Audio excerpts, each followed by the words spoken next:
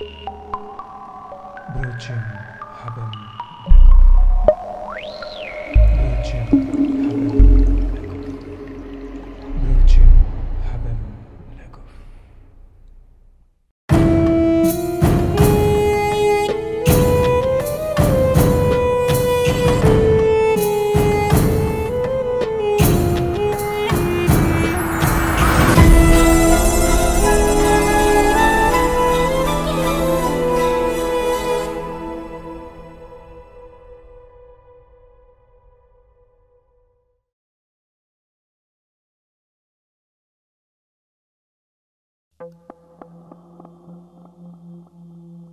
സംഭവം നടക്കുന്നത് ചെന്നൈയിലാണ്.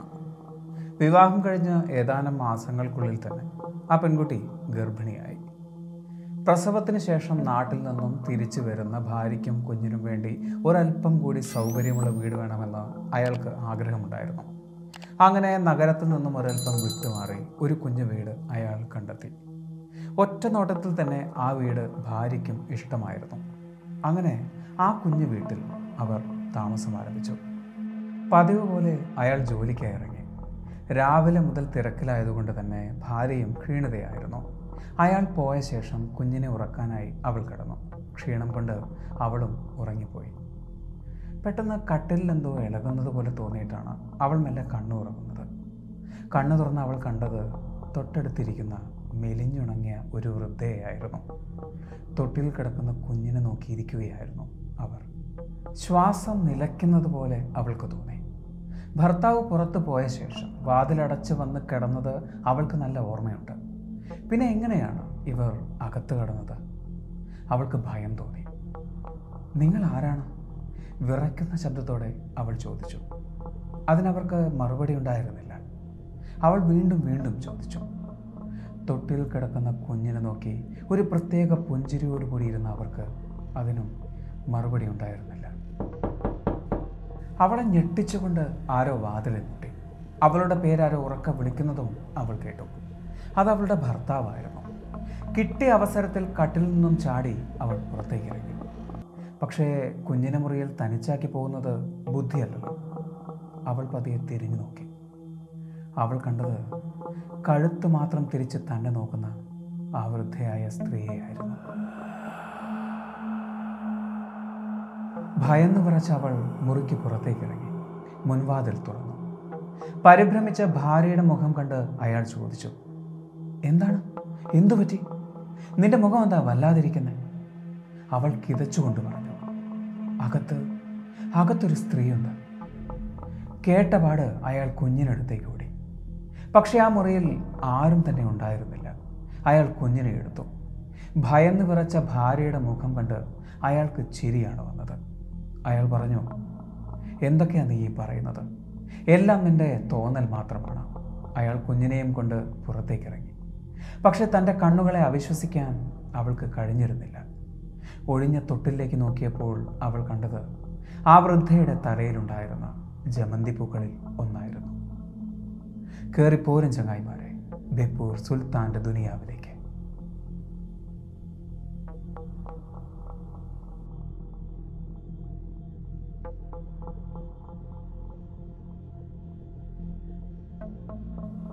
മരണം മനുഷ്യനെന്നും അത്ഭുതമാണ്. മരണശേഷമുള്ള ആത്മാക്കളും. മരണശേഷം ആത്മാക്കളുടെ രൂപത്തിൽ അവർ വരുന്നു എന്ന് ഇന്നും പലരും വിശ്വസിക്കുന്നു. ഇത് നമ്മുടെ നാട്ടിൽ മാത്രമുള്ളൊരു വിശ്വാസമല്ല. ലോകമെമ്പാടും പല വിശ്വാസങ്ങളിലും ഇത്തരത്തിലുള്ള പല കഥകളും അനുഭവങ്ങളുമുണ്ട്. ലോകത്തിൽ തന്നെ ഏറ്റവും കൂടുതൽ പേർ മരണശേഷം കണ്ട ആത്മാവ് അബ്രഹാം ലിങ്കൻ്റെ ആത്മാവാണ്. വൈറ്റ് ഹൗസിലെ ജീവനക്കാരിൽ പലരും അബ്രഹാം ലിങ്കൻ്റെ ആത്മാവിനെ നേരിട്ട് കണ്ടതായി സാക്ഷ്യപ്പെടുത്തിയിട്ടുണ്ട്. അതിൽ വളരെ പ്രശസ്തരായ പലരും ഉൾപ്പെടുന്നുമുണ്ട്. വൈറ്റ് ഹൗസ് ഗോസ്റ്റ് എന്നൊന്ന് സെർച്ച് ചെയ്താൽ അതേക്കുറിച്ച് ഒരുപാട് കഥകൾ വായിക്കാൻ സാധിക്കും. അത്രയും പ്രശസ്തരായവർ മരണപ്പെട്ട ഒരാളെ വർഷങ്ങൾക്കിപ്പുറവും കാണുന്നുണ്ട് എങ്കിൽ അതിന് പിന്നിലെ യാഥാർത്ഥ്യം എന്തായിരിക്കും? അതിന് ഒരൊറ്റ ഉത്തരം മാത്രമേ ഉള്ളൂ. അതെല്ലാം വെറും തോന്നലാണ് എന്നുത്തരം. അത്തരത്തിലൊരു തോന്നൽ നിങ്ങളിൽ ഒരാൾക്ക് കഴിഞ്ഞ ദിവസമുണ്ടായി. അതെന്നെ വിളിച്ച് പറയുകയും ചെയ്തു. കോയമ്പത്തൂർ ഒരു പരീക്ഷയുണ്ടായിരുന്നു ആ പെൺകുട്ടിക്ക്. അവളും അവളുടെ അച്ഛനും അമ്മയും അടങ്ങുന്ന ആ ചെറിയ കുടുംബം കഴിഞ്ഞ ദിവസം അവിടേക്ക് യാത്രയായി. പാലക്കാടുള്ള ഒരു പരിചയക്കാരൻ പാലക്കാട് താൽക്കാലികമായി താമസിക്കാൻ അവർക്കൊരു വീടും തയ്യാറാക്കി കൊടുത്തു. അന്ന് രാത്രി അവർക്ക് ചില അനുഭവങ്ങളുണ്ടായി. ആ പെൺകുട്ടി കിടന്ന മുറിയിൽ അവളുടെ തലയ്ക്കിടയിൽ നിന്നും ആരോ തലയിണ പിടിച്ച് വലിക്കുന്നത് പോലെ അവൾക്ക് തോന്നി. ഒരു തവണയല്ല, പല തവണ. നോക്കുമ്പോൾ തലയിണ താഴെ വീണ് കിടക്കുന്നു. തലയിണ വീണ്ടും എടുത്തു വെച്ച് കഴിഞ്ഞാൽ കുറച്ചു നേരം കഴിഞ്ഞ് ആരോ പിടിച്ച് വലിക്കുന്നത് പോലെ തോന്നുന്നു. ഇത് ആവർത്തിച്ചുകൊണ്ടേയിരിക്കുന്നു. ഒരു തവണ അവളത് ശ്രദ്ധിക്കാതെ കിടന്നു. അല്പനേരം കഴിഞ്ഞ് ശബ്ദമൊന്നും കേൾക്കാഞ്ഞപ്പോൾ അവൾ മെല്ലെ കണ്ണു തുറന്നു നോക്കി. അവൾ കണ്ടത് അവളുടെ കണ്ണിന് തൊട്ടു മുമ്പിൽ തലയിണ വായുവിൽ നിൽക്കുന്ന കാഴ്ചയാണ്. അവളത് കണ്ടപാട് തലയിണ താഴെ വീഴുകയും ചെയ്തു. അവൾ ഉറക്കെ കരഞ്ഞുകൊണ്ട് അച്ഛനും അമ്മയും കിടന്ന മുറിയിലേക്ക് ചെന്നു. അവിടെ അച്ഛനും അമ്മയും പരിഭ്രമിച്ചിരിക്കുകയായിരുന്നു. തനിക്കുണ്ടായ അനുഭവം അവൾ അച്ഛനോടും അമ്മയോടും പറഞ്ഞു. അമ്മ ആകെ ഭയപ്പെട്ടിരിക്കുന്നത് പോലെ അവൾക്ക് തോന്നി. അച്ഛൻ പറഞ്ഞു, ഏതാനും നിമിഷങ്ങൾക്ക് മുമ്പ് അമ്മയ്ക്കും ഇതേപോലൊരു അനുഭവം ഉണ്ടായി എന്ന്. പക്ഷെ അത് വെറും സ്വപ്നം മാത്രമാണ് എന്നായിരുന്നു അച്ഛൻ അതുവരെ പറഞ്ഞത്. സ്വന്തം മകൾക്കും അതേ അനുഭവം അപ്പുറത്തെ മുറിയിൽ ഉണ്ടാവുകയായിരുന്നു എന്നറിഞ്ഞ അച്ഛന് ഒന്നും പറയാനുണ്ടായിരുന്നില്ല. പിറ്റേന്ന് അതിരാവിലെ തന്നെ തങ്ങൾക്ക് വീട് തയ്യാറാക്കി തന്ന ആ സുഹൃത്തിനോട് അന്നുണ്ടായ അനുഭവം മുഴുവൻ അവർ പറഞ്ഞു. അയാൾക്കൊന്നും മനസ്സിലായില്ല. പക്ഷെ അവർ പോയ ശേഷം ദിവസങ്ങൾക്ക് ശേഷം അയാൾ വീണ്ടും അവരെ വിളിച്ചു. എന്നിട്ട് പറഞ്ഞു, ഇപ്പോഴാണ് ആ വീട്ടിൽ സംഭവിച്ച ചില വിഷയങ്ങൾ ഞാൻ അറിഞ്ഞത്. കാലങ്ങൾക്ക് മുമ്പ് ആ വീട്ടിൽ 2 മരണങ്ങൾ സംഭവിച്ചിരുന്നു. ഒരമ്മയും കുഞ്ഞും അവിടെ മരണപ്പെട്ടിരുന്നു. അമ്മ കുഞ്ഞിനെ കൊന്ന ശേഷം ആത്മഹത്യ ചെയ്യുകയായിരുന്നു. ആ കുഞ്ഞ് മരണപ്പെട്ടത് അല്ല, ആ കുഞ്ഞിനെ അമ്മ കൊന്നത് തലയിണ മുഖത്തമർത്തിയായിരുന്നത്രേ.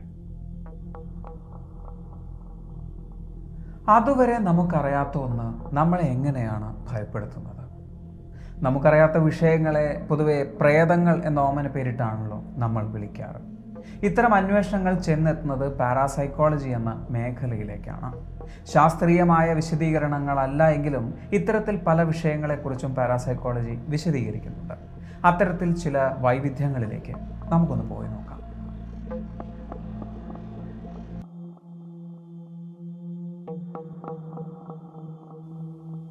റെസിജ്വൽ ഗോസ്റ്റ് അഥവാ റെസിജ്വൽ ഹോണ്ടിങ്സ്, അതായത് നമുക്ക് ചുറ്റും സംഭവിക്കുന്ന ചില വിഷയങ്ങൾ ഒരു റെക്കോർഡ് പോലെ ശേഖരിച്ചു വെക്കുകയും അത് പലപ്പോഴും റീപ്ലേ ആവുകയും ചെയ്യുന്നുണ്ടെങ്കിലും നമുക്ക് ചുറ്റും സംഭവിക്കുന്ന വിഷയങ്ങൾ വീണ്ടും വീണ്ടും പല സാഹചര്യങ്ങളിൽ റീപ്ലേ ആവുന്നുണ്ടെങ്കിലോ എന്ന്. ഇപ്പോൾ തൊട്ടു മുമ്പേ നമ്മൾ പറഞ്ഞ കഥ പോലെ ആ വീട്ടിൽ സംഭവിച്ച വിഷയങ്ങൾ പലപ്പോഴും ആവർത്തിച്ചു കൊണ്ടിരിക്കുന്നു. ആ ഫ്രീക്വൻസി റിസീവ് ചെയ്യാൻ സാധിക്കുന്നവർക്ക് അത് കാണാനും അതിൻ്റെ ഭാഗമായി മാറാനും സാധിക്കുന്നു. അപകടങ്ങൾ നടന്നിട്ടുള്ള സ്ഥലങ്ങളിലാണ് റെസിജ്വൽ ഹോണ്ടിങ്സ് റിപ്പോർട്ട് ചെയ്തിട്ടുള്ളത്. അതായത് ഇത്തരം സാഹചര്യങ്ങളിൽ സംഭവിക്കുന്ന ഹൈ ഫ്രീക്വൻസി റെക്കോർഡ് ചെയ്യപ്പെടുകയും അത് പലതവണ റീപ്ലേ ചെയ്യപ്പെടുകയും ചെയ്യുന്നു. എന്നാൽ അതൊരു റീപ്ലേ ആണ് എന്ന് തിരിച്ചറിയുന്നത് വളരെ ചുരുക്കം പേർക്ക് മാത്രമായിരിക്കും. റെസിജ്വൽ ഹോണ്ടിങ്സ് അനുഭവങ്ങളിൽ ആത്മാക്കളുടെ രൂപത്തെക്കുറിച്ച് പറയുന്നത് ഒന്നുകിൽ ഒരു നിഴൽ പോലെയോ അല്ലെങ്കിൽ നേരിയൊരു വെളിച്ചം പോലെയോ ഒക്കെയാണ്. അതിലവർക്ക് തൊടാനോ സംസാരിക്കാനോ ശബ്ദമുണ്ടാക്കാനോ സാധിക്കില്ല. എന്നാൽ നോൺ കോൺഷ്യസ് ആയ സബ്ജക്ട്സിനെ, നോൺ കോൺഷ്യസ് ആയ ചില വസ്തുക്കളെ തട്ടിയിടാനും നീക്കാനും അൺറിയലായ ചില കാഴ്ചകൾ സൃഷ്ടിക്കാനും അവർക്ക് സാധിക്കും. ചില അനുഭവങ്ങളിൽ ആത്മാക്കൾ ഒരു ലൂപ്പിൽ പെട്ടതുപോലെ ഒരേ പ്രവൃത്തികൾ തന്നെ വീണ്ടും വീണ്ടും ചെയ്തുകൊണ്ടിരിക്കുന്നതായി അനുഭവപ്പെട്ടിട്ടുണ്ട്. അത്തരം അനുഭവങ്ങളെ റെസിജ്വൽ ഹോണ്ടിങ്സിന്റെ ഭാഗമായി കണക്കാക്കുന്നു.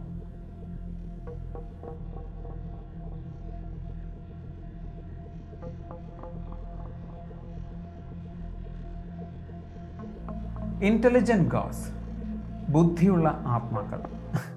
ആത്മാക്കൾക്ക് എങ്ങനെയാണ് ബുദ്ധി ഉണ്ടാവുന്നത് എന്ന് ശാസ്ത്രീയമായി ചിന്തിക്കുന്നവർക്ക് തോന്നാം. പക്ഷേ പാരാസൈക്കോളജി ഇതിനെ വിശദീകരിക്കാൻ ഉപയോഗിക്കുന്നത് ഐൻസ്റ്റീൻ്റെ ചില സിദ്ധാന്തങ്ങളാണ്. അതായത് പ്രപഞ്ചത്തിലെല്ലാം ക്വാണ്ടം എനർജിയാണ്. ജീവനോടെ ഇരിക്കുന്ന നമ്മൾ ഊർജത്താൽ ചുറ്റപ്പെട്ടിരിക്കുന്നു. ആറ്റംസും ന്യൂട്രോൺസുമാണ് നമ്മളെ ഉണ്ടാക്കുന്നത്. കോടിക്കണക്കിന് ഇലക്ട്രിക്കൽ കറണ്ട്സ് നമ്മുടെ ശരീരത്തിലൂടെ പ്രവഹിക്കുന്നുമുണ്ട്. നമ്മുടെ ചിന്തകളും തോന്നലുകളും അനുഭവങ്ങളും എല്ലാം ബ്രെയിൻ വേവ്സ് എനർജിയായാണ് ട്രാൻസ്പോർട്ട് ചെയ്യുന്നത്. ഡോക്ടർ ഡങ്കൻ മക്ഡഗൽ പരീക്ഷണാടിസ്ഥാനത്തിൽ പറയുന്നു, ജീവനുള്ള ഒരു മനുഷ്യനിൽ നിന്നും ഒരു ശവശരീരത്തിൻ്റെ വ്യത്യാസം വെറും 6 ഔൺസ് മാത്രമാണ് എന്ന്. അതായത് ശരീരത്തിൽ നിന്നും നഷ്ടപ്പെട്ട ആ 6 ഔൺസ്, അതിനെയാണെങ്കിലോ നമ്മൾ ആത്മാവ് എന്ന് വിളിക്കുന്നത്. അങ്ങനെയെങ്കിൽ അതിന് ചിന്തിക്കാൻ സാധിക്കുമെങ്കിലോ? ഭ്രാന്തമായ ചിന്തയാണ്, സ്യൂഡോ സയൻസ് തന്നെയാണ്. പക്ഷെ പലരും അനുഭവങ്ങളിലൂടെ പറയുന്നു, നമ്മുടെ ചില ചോദ്യങ്ങൾക്ക് അവർക്ക് കൃത്യമായ മറുപടി പറയാൻ സാധിക്കുന്നു എന്ന്. അത് ചിലപ്പോൾ ഒരു കോയിൻ നീക്കുന്നതിലൂടെ ആയിരിക്കാം, അല്ലെങ്കിൽ ഒരു ഭിത്തിക്കപ്പുറത്തു നിന്നുമുള്ള ഒരു നോക്കിലൂടെ ആയിരിക്കാം.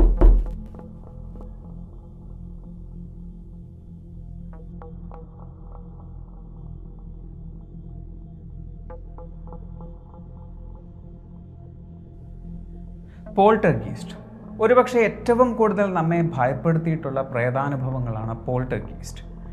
നോയ്സി ഗോസ്റ്റ് എന്നാണ് പോൾട്ടർഗീസ്റ്റ് എന്ന വാക്കിലൂടെ അർത്ഥമാക്കുന്നത്. അതായത് ശബ്ദത്തിലൂടെയും വസ്തുക്കൾ വലിച്ചെറിയുന്നതിലൂടെയും നമ്മെ ഭയപ്പെടുത്തുന്ന അനുഭവങ്ങൾ. ഫിസിക്കൽ വേൾഡിനപ്പുറത്തു നിന്നും അവർക്ക് ശബ്ദമുണ്ടാക്കാനും വസ്തുക്കളെ നീക്കാനും സാധിക്കുമെന്ന് അനുഭവങ്ങൾ പറയുന്നു. വാതിലുകൾ കൊട്ടിയടയ്ക്കാനും വൈദ്യുതി തകരാറ് സംഭവിപ്പിക്കാനും അപ്രതീക്ഷിതമായ അഗ്നിബാധകൾ സൃഷ്ടിക്കാനും ഇവയ്ക്ക് സാധിക്കുമെന്ന് പലരും വിശ്വസിക്കുന്നു. പൊടുന്നനെ ആരംഭിച്ച് പതിയെ കൂടി വരുന്ന രീതിയിലാണ് പോൾട്ടർഗീസ്റ്റ് ബാധകൾ. മനുഷ്യ ശരീരത്തെ ബാധിക്കാനും മനുഷ്യ മനസ്സിനെ നിയന്ത്രിക്കാനും അവർക്ക് സാധിക്കുമെന്ന് പല അനുഭവങ്ങളും തെളിയിക്കുന്നു.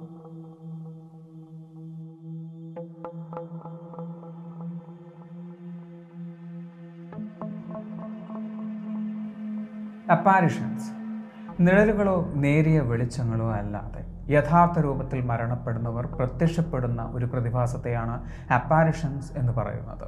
അതായത് ഒരാൾ മരണപ്പെട്ട സാഹചര്യത്തിലോ അല്ലെങ്കിൽ അയാളുടെ മരണത്തിന് കാരണമാക്കിയ മുറിവുകളോടുകൂടിയോ അയാൾ പ്രത്യക്ഷപ്പെടുന്ന ഒരു രീതി. കൂടുതലും അപകട മരണത്തിൽപ്പെടുന്നവർ അല്ലെങ്കിൽ അപ്രതീക്ഷിതമായ മരണത്തിൽപ്പെടുന്നവരാണ് അപ്പാരിഷൻസ് വിഭാഗത്തിൽപ്പെടുന്നത്. മരണം സംഭവിക്കുന്ന സമയത്ത് തന്നെ മറ്റൊരിടത്ത് പ്രിയപ്പെട്ടവർക്ക് മുമ്പിൽ പ്രത്യക്ഷപ്പെട്ട ഒരുപാട് കഥകളെക്കുറിച്ച് നമ്മൾ തന്നെ പറഞ്ഞിട്ടുണ്ട്. അത്തരം വിഷയങ്ങളെ ക്രൈസിസ് അപ്പാരിഷൻസ് എന്നാണ് പറയുന്നത്. അതായത് ഒരു സന്ദേശം കൈമാറാനോ അല്ലെങ്കിൽ അവസാനമായൊരു നോക്ക് കാണാനോ വേണ്ടിയായിരിക്കാം ഇത്തരത്തിലുള്ള അപ്പാരിഷൻസ് സംഭവിക്കുന്നത് എന്ന് അനുഭവസ്ഥർ തന്നെ പറയുന്നു.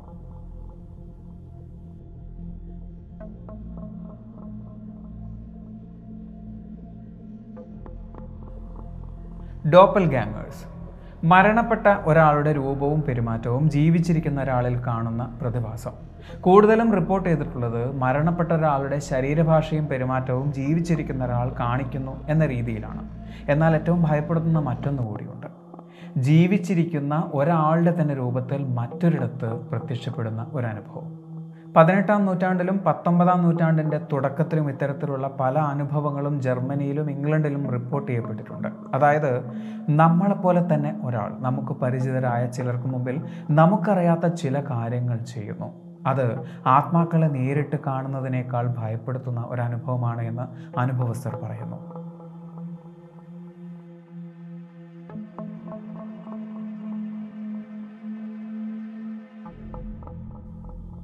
ഗോസ്റ്റ് ഓബ്സ്, വരത്തുപോക്ക്, എതിർപോക്ക് തുടങ്ങിയ ഓമന പേരിലാണ് ഈ ഒരു പാരാനോർമൽ ആക്ടിവിറ്റിയെ നമ്മൾ വിളിക്കുന്നത്. പലപ്പോഴും കണ്ടിട്ടുള്ളത് വെളിച്ചം കൊണ്ടോ അല്ലെങ്കിൽ തീ കൊണ്ടോ ഉള്ള ഗോളങ്ങൾ അതിവേഗത്തിലോ അല്ലെങ്കിൽ സാവധാനമോ വായുവിലൂടെ സഞ്ചരിക്കുന്നതായാണ്. പച്ച നിറത്തിലും നീല നിറത്തിലും ഓറഞ്ച് നിറത്തിലുമെല്ലാം ഇത്തരത്തിലുള്ള ഗോസ്റ്റ് ഓബ്സ് റിപ്പോർട്ട് ചെയ്യപ്പെട്ടിട്ടുണ്ട്. പാരാസൈക്കോളജിയിൽ ഗോസ്റ്റ് ഓബ്സ് എന്നത് ഇന്നും ഒരു പഠന വിഷയം തന്നെയാണ്. ഇനിയും ഇത്തരത്തിൽ 100 കണക്കിന് വിവിധ തരം ഗോസ്റ്റ് ആക്ടിവിറ്റീസ് റിപ്പോർട്ട് ചെയ്തിട്ടുണ്ട്. പക്ഷേ നമ്മൾ ഇതിനെയെല്ലാം വിളിക്കുന്നത് ഒരൊറ്റ പേരിലാണ്: പ്രേതം. പാരാസൈക്കോളജി ഇതിനെ കാണുന്നത് ഒരൽപ്പം ശാസ്ത്രീയമായ രീതിയിൽ തന്നെയാണ്. ആത്മാക്കളെ പാരാസൈക്കോളജി വിളിക്കുന്നത് ഗ്രൂപ്പ് ഓഫ് വൈബ്രേഷൻ അഥവാ എക്സ്റ്റേണൽ എനർജി എന്നൊക്കെയാണ്. ഊർജത്തെ സൃഷ്ടിക്കാനും നശിപ്പിക്കാനും സാധ്യമല്ല എന്ന് ശാസ്ത്രം തന്നെ വിശദീകരിക്കുന്നു. അങ്ങനെയെങ്കിൽ ഒരു ജീവൻ മറ്റൊരു രൂപത്തിലേക്ക് മാറുമ്പോൾ ഇത്തരത്തിലുള്ള പാരാനോർമൽ ആക്ടിവിറ്റീസ് സാധ്യമാണോ? അല്ല എന്ന് ശാസ്ത്രം ഉറപ്പിച്ച് പറയുമ്പോഴും ഇത്തരത്തിൽ ചില അനുഭവങ്ങൾ ഉത്തരമില്ലാത്ത ചോദ്യങ്ങളായി നിലനിൽക്കുന്നു. ഈ ഒരു വീഡിയോ നിങ്ങൾക്ക് ഇഷ്ടമായി എന്ന് വിചാരിക്കുന്നു. സുൽത്താൻ എപ്പോഴും പറയുന്നത് പോലെ സബ്സ്ക്രൈബുകൾ കൂമ്പാരമാകുമ്പോൾ പരിപാടി ഗംഭീരമാവും. അതുകൊണ്ട് സബ്സ്ക്രൈബ് ചെയ്യുക. അടുത്ത വീഡിയോയ്ക്ക് വേണ്ടി കാത്തിരിക്കുക. അതുവരെ.